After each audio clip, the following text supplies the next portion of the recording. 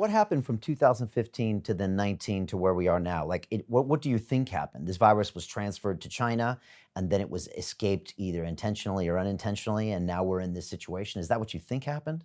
Well, all I can tell you is the facts. The facts are they were working on it in North Carolina. Whether they finalized it in North Carolina and then transferred it to China, or whether it was in the process of being transferred, or I can tell you that the original cell lines that they used in the research was from Fort Detrick. So that's another thing. And of course, Fort Detrick goes back historically to all sorts of things, including HIV back in the 1980s. You know, Fort Detrick, again, being in the military, the history of Fort Detrick is pretty interesting. There was a book written called Project Daylily by Garth Nicholson, who was the head of the laboratory division at MD Anderson. There were some things that happened at MD Anderson, for example, some of the human experimentations that were being done on vaccines. And this particular doctor, not Garth Nicholson, not Garth Nicholson, but one of his colleagues at MD Anderson, decided that he was going to expose the truth because they were taking Harris County. Houston is located in a county called Harris County.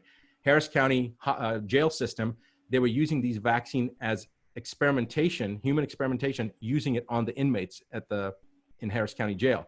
And when this doctor said he was going to expose it, suddenly he was found dead in his office in the hospital, apparent suicide. There was only one problem with that apparent suicide.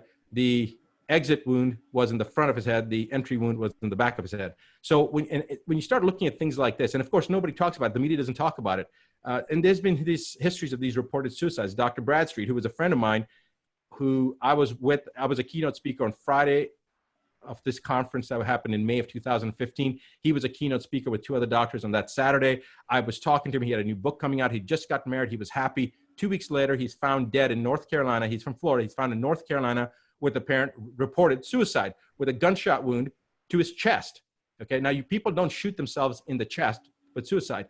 So, and they rooted that he was depressed. And again, I know this guy, I was with him. And I actually had a very strange event that happened. And I basically went to the police and I told him, look, I don't need anything. I'm just reporting to you. And I've told it out to my social media platform then. Hundreds of people knew about it back then. That, look, if something happens to me, I'm not depressed. I'm not suicidal. I love life.